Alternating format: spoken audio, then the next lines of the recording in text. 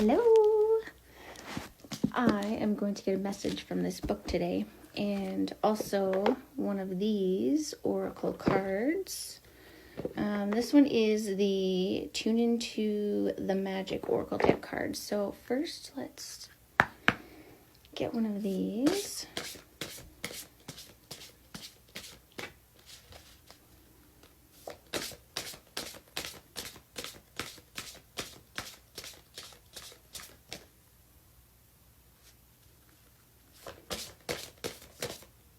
This one right here, the wolf. So I'll read this after, and I need to do this. Okay, let's see.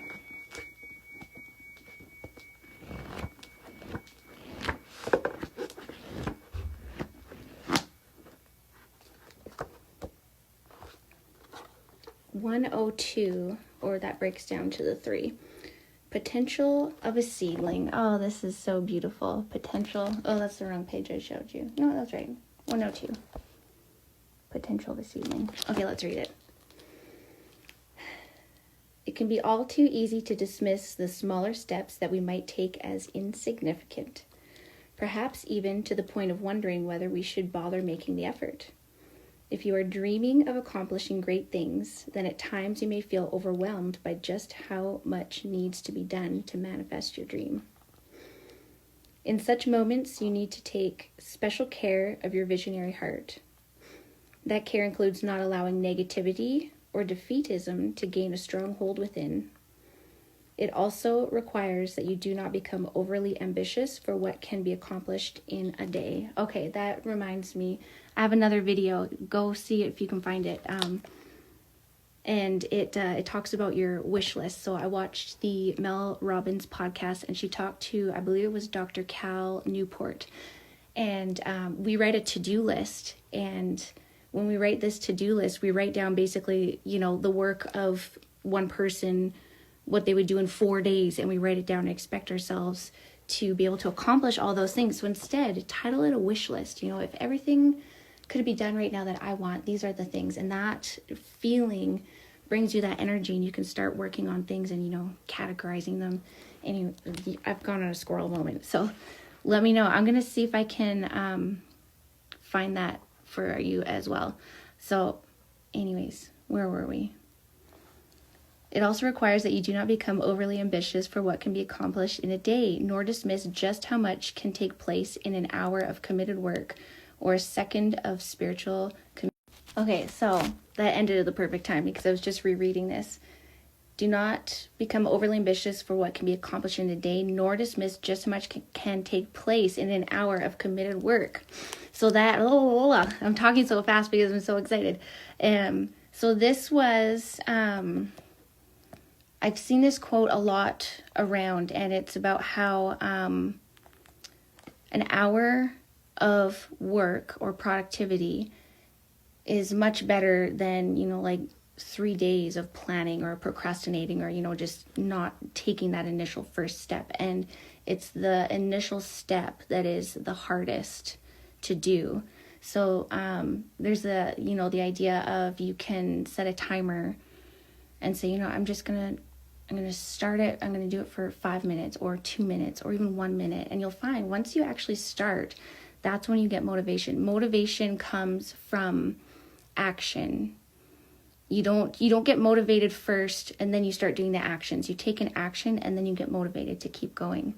And that's something I've had to really work on in my life. And it really is miraculous.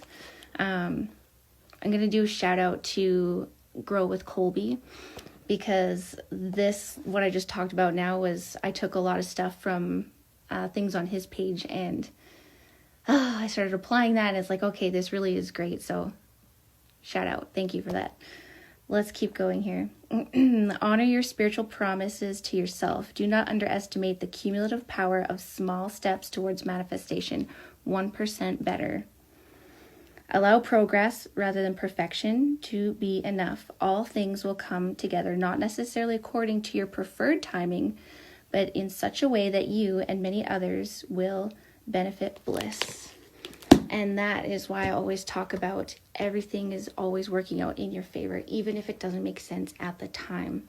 So with that, I'm going to read this wolf card, which says, emphasize a deep connection with your intuition and instincts. Yes, so that's where I talk about letting go of limiting beliefs and fears. And fear is false evidence appearing real or false evidence against reality. And so when you can lean in and trust your gut instincts and do the things you know that you need to do and prioritize that, then you've got a deep connection. I feel like I could say that in a better wording, but those are the words that came out. So, blah.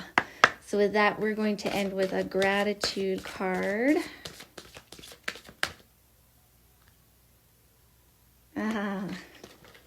Spirit is funny.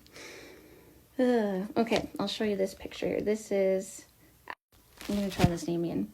Albert Schweitzer. Albert Schweitzer. I'm sorry I said your name probably not the right way, but we'll read it.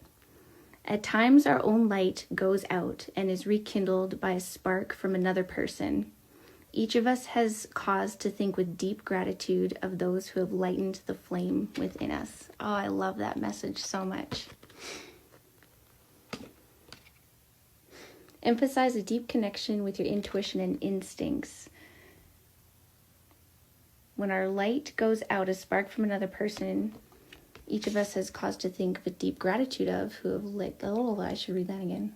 At times, our own light goes out and is rekindled by a spark from another person. Each of us has cause to think with deep gratitude of those who have lighted the flame within us. Emphasize a deep connection with your intuition and instincts. Trust your gut feelings. When you're feeling scatterbrained, just find a spot where you can sit and take a couple deep breaths. And then you can sit with that question that you have and listen to your gut feeling. And, you know, things that you've heard from other people, online, in person, creators, messages will pop up to you in the right time and help you with decisions. And I could talk more and more and more, but I've done enough. So, okay, love you. Bye.